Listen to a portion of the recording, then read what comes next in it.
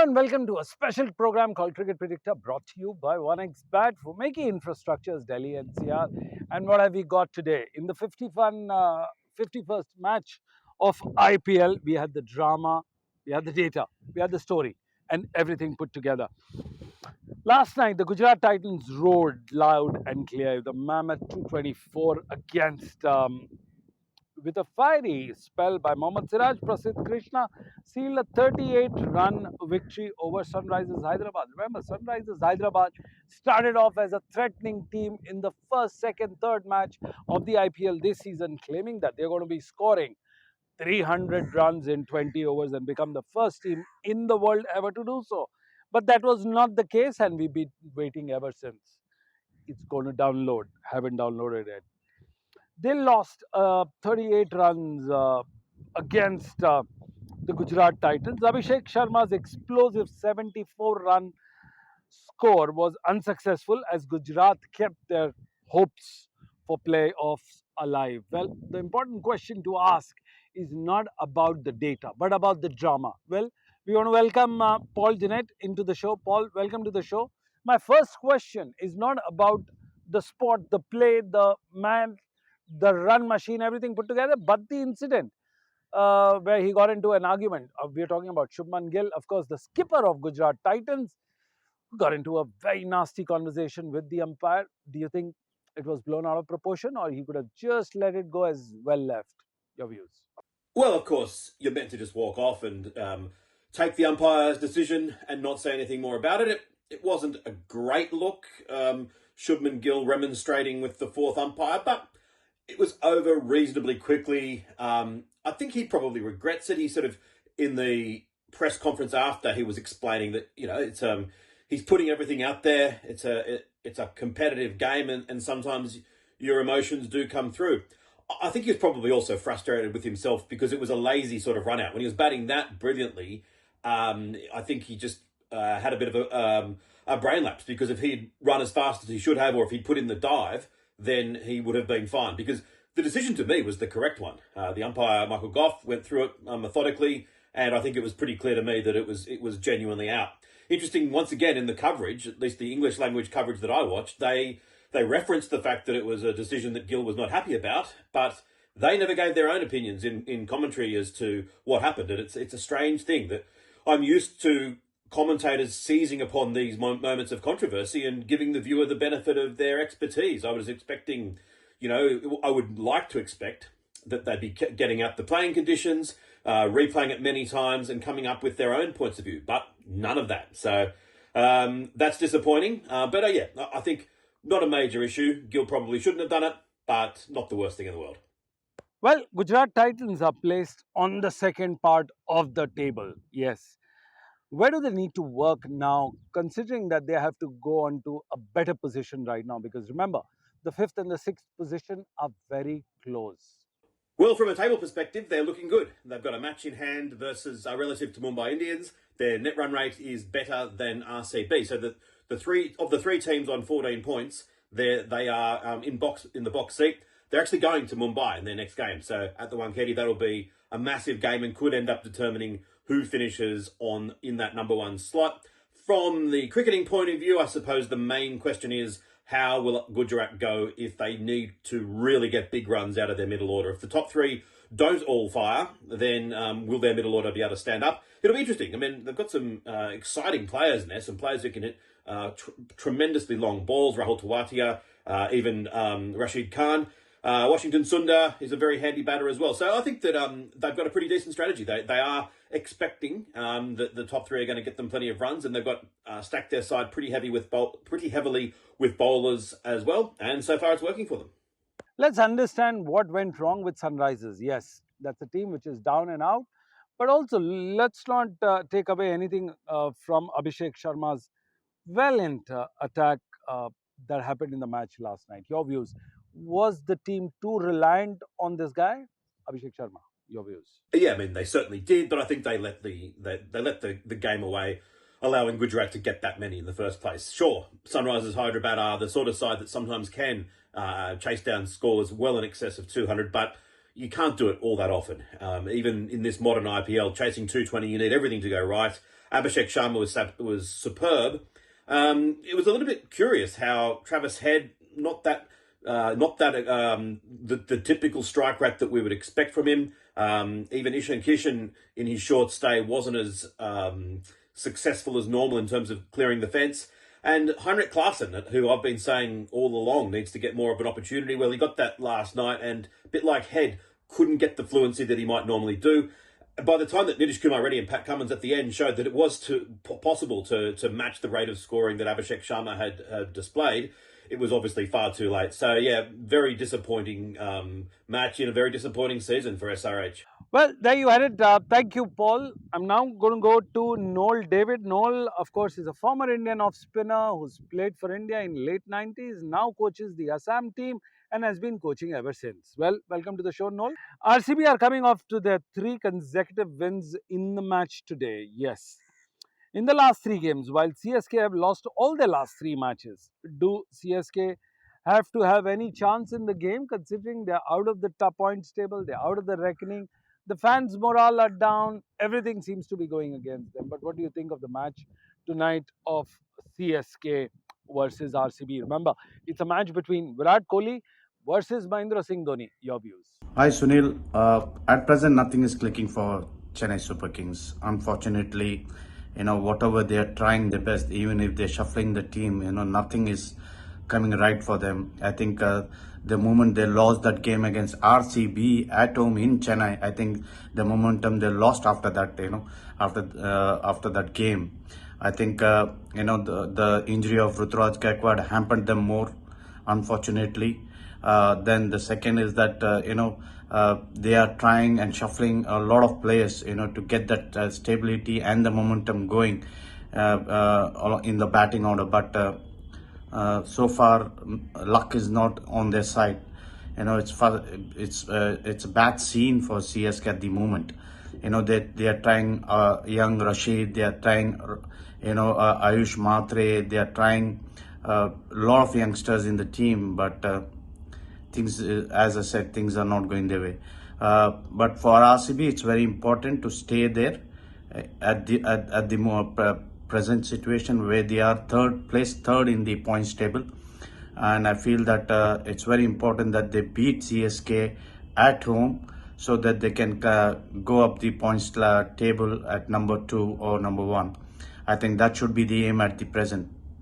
But if CSK upsets RCB at home, if the revenge is taken, then I think RCB will come down at 4th position. Then they have to keep fighting, because there'll be only 3 games left after that. And it's important that they should climb up the table to 1 so that they can get into the final stages of the IPL. So I don't think CSK should be a problem for RCB at home. I think it is going to be RCB all the way. No, both teams have won 5 games against each other at the Chinnaswamy Stadium, which is a good thing, with no results game. What do you think? Who will dominate in such a scenario where you have a table topper and Chennai Super Kings, who's at the bottom of the table? Guess what? 2 years ago, we wouldn't have thought this would have been possible, but RCB is on the top and the CSK is at the bottom. What is going to be the match tonight like? Your views? It's nice to see, that both the teams are locked with 5 wins at Chinnaswamy Stadium. But looking at the present moment, I think RCB will have that slight edge because they're coming with 3 consecutive wins. Back-to-back wins will give them that confidence, you see, and they're playing at home. So I think they will have a slight edge over Chennai Super Kings at the moment, because I feel that RCB has that team which can beat Chennai Super Kings, because they have a solid batting lineup with King Kohli, Patedar, the captain, Salt, who opens the inning with Kohli, who gives them the great start in the power play. They have Padekal, they have David there in between, and don't forget about the bowling. They have a solid bowling which has won games for them. Look at Hazlewood, Bowie, and then Krunal Pandya. They have that super bowling side, So I think the pressure will be on Chennai Super Kings. And if the match goes here and there, and as I said before this, that it's only a matter of one place down, and then RCB has to reclimb that points table again if they lose this game. But I don't think there should be a problem for RCB to beat Chennai Super Kings at home. It's no doubt Chennai Super Kings will try to come with that revenge mode, because RCB has beaten Chennai Super Kings after 17 or 18 years at home in Chennai. So I think that they will have that revenge mode button on in them. So I think RCB will be looking for it. Well, Noel David, we'll let you go. We know you have to go for your commentary stint and the coaching part. Of course, we've got somebody out from the commentary right now whose name is Anil Chaudhary. Anil Chaudhary, the famous Indian umpire who's played for Subhania Cricket Club back in the day in Delhi. And we've seen him how he played against. You must realize he's also played against a match against Virat Kohli. Anil, welcome to the show. Virat Kohli has scored 4 half centuries in the last 5 innings, 4 out of 5. Will his form be of major issue? Virat Kohli is in great form, and in last 5 games he has scored 4 half centuries. So CSK need to bowl him discipline bowling, and that's the only way they can control him, because Virat Kohli can accelerate, can defend, he can make partnerships. His running between the wicket is so good that he can increase runs, but not even playing big shots, and he can guide the other batter also. And once he is inside, his pressure is totally different. So CSK need to focus on Virat Kohli, how to get him out early, because once he is in flow, difficult to stop him. He can always create trouble for other team, and RCB can make big score because of Virat Kohli, because he has a habit of playing longer. So it's a concern for CSK.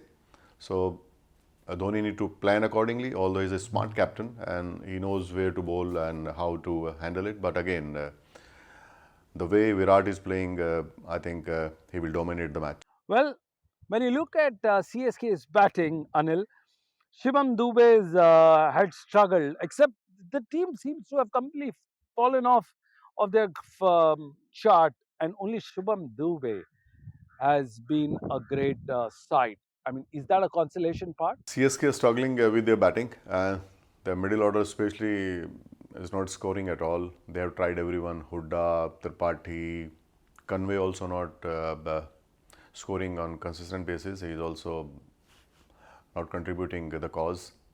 Ravindra scored in initial games, but now he's also he was dropped also for one of the game.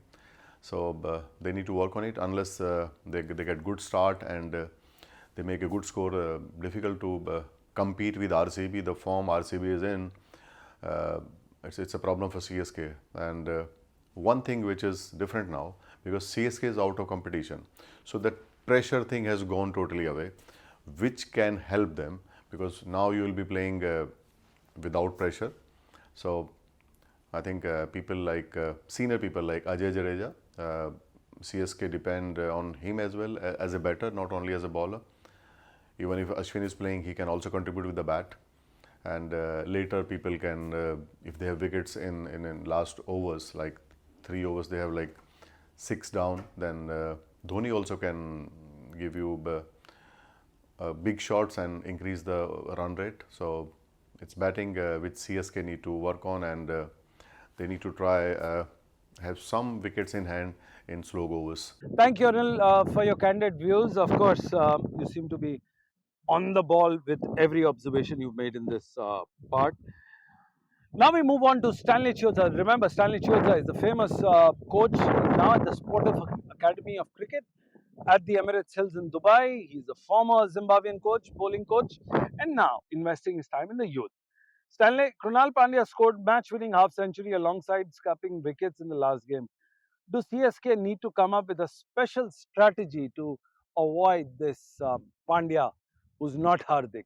Your views? It's pretty much crunch time in the IPL. Sunil, thank you once again for having me on the show. RCB versus CSK, two contrasting positions these teams find themselves in, two contrasting reasons as to why they're involved in this IPL at this moment and how they're going to go about this game. Obviously, RCB searching for that 16 points to make sure that they cement their position in the playoffs. I mean, it's been a tough season in terms of the number of teams that are vying for qualification for the playoffs. And hence, that has raised the bar in terms of how many points you can really say to yourself you're comfortable. Krunal Pandya has played a massive role towards RCB's push. 26 overs he's bowled in this year's IPL season so far, 13 wickets, and what a brilliant economy. Okay, 8.2. He's only second in the wicket-taking column in terms of spinners to Nur Ahmed, who's been brilliant, the stronghold of their bowling attack for CSK. Now, a fantastic performance, all-round performance for Krunal Pandya, and I'll tell you what, emotions will be running high in the sense that when you play a performance like that with both bat and ball, and you on the winning side, he has done that in 7 matches. Every match that they've played, and those 7 that they've won, he's played a massive part taking wickets. His bowling has been on the up, he's in form, and that's also rubbing to his batting, and hence the performance versus Delhi Capitals in the last match, where he put in a fantastic performance to make sure they get over the line. Now, spin has been pretty much their go-to method of operation, etc., with regards to RCB. And Krunal Pandya, his role is clear, it's clear-cut. He's got a fantastic economy rate of 8.18 in that period, and he's taking wickets. But I think the fact that he's believing in himself, he's trusting his process, he's not exactly looking to go out there for wickets, but the fact that he's miserly, that economy is creating pressure, and batsmen wanting to take him on, especially in that middle period when the field is spread, and hence the wickets come. So kudos to him. You've got to trust your process at the end of the day when it comes to bowling. I think once that ball is out of your hand as a bowler, there's nothing else you can do. So a very good season for Krunal Pandya. Yes, CSK will probably have plans for him, but yes, they've got bigger problems than just one individual. They've got to try and make sure, obviously, they use the remainder of the games as pretty much a curtain raiser for next season, preparation for next season in terms of the new players, the untried, the untested, to give them game time, to give them realistic scenarios of how to prepare and be ready for IPL season 26 with real life situations. So they've got bigger problems other than just Krunal Pandya, CSK, and they'll be looking more closely in terms of their team makeup in preparation for 26. Right. Thank you, Stanley. We move on to the second and the last question of the show tonight. Is Josh Hazlewood the man in the moment who's taken 10 wickets in the last 4 innings?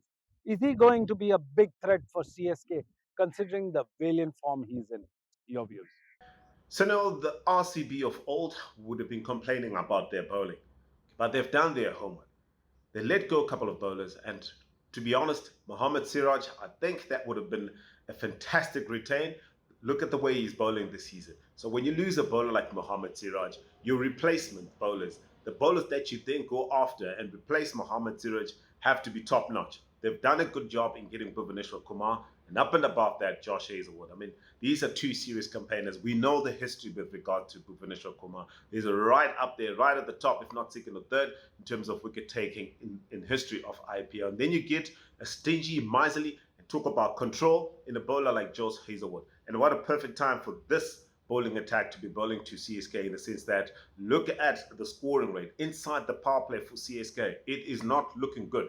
It's under 8, 7.91 to be specific. So they haven't getting those big starts. They've pretty much been playing within their shell, all in the fear of losing wickets. So yes, they're trying new players, giving other players a bit of a chance in terms of real life examples of how to play in the IPL. However, these openers need to get out of their shell. They need to take the attack to the bowlers. It's going to be a big ask, especially when you're playing a bowling attack that's on Song, Bhuvaneshwar Kumar from one end, Josh Hazlewood from one end.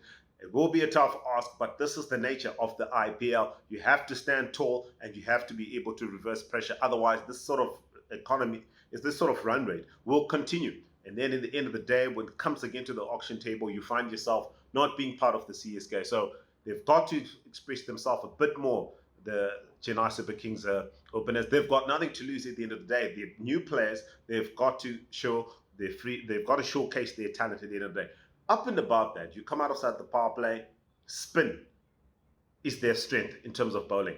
But spin is also been their die-hard factor. This is one of the major destruction forces with regards to CSK in the middle order.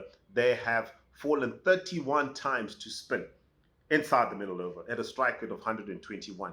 So it's their strength in bowling, but it's also their weakness inside the middle order when it comes to batting. So hence the importance of good starts, so that when the spin comes, the likes of Krunal Pandya, when they get the ball in hand, he's in fantastic swing song at the moment. By the time he comes to bowl, there is something to work with. There is something for the middle order to maintain, because at the moment in time, if they start with this current run rate, and then obviously the middle order comes in and plays and finds it tough to get going, then it's all a repetition of what's been happening throughout the season. They need to do something different and make sure that they come up with a positive plan, something to do with playing fearless cricket, and lose the fear of not being too worried about losing matches. Well, there you had it. You had four of the best voices of the game talking about the game, that are drama, stories, everything that makes this wonderful game of IPL a match-winning thing for the fans. Well, this is Sunil Ashkalra signing off from the beautiful Marbella Resorts, and you could see the flag island at the back with the UAE flag, and saying goodbye and requesting you not to change the channel. Stay tuned. We'll be back after a short commercial break. Don't go anywhere else. For more such videos, subscribe to the Newsx YouTube channel, hit the bell icon.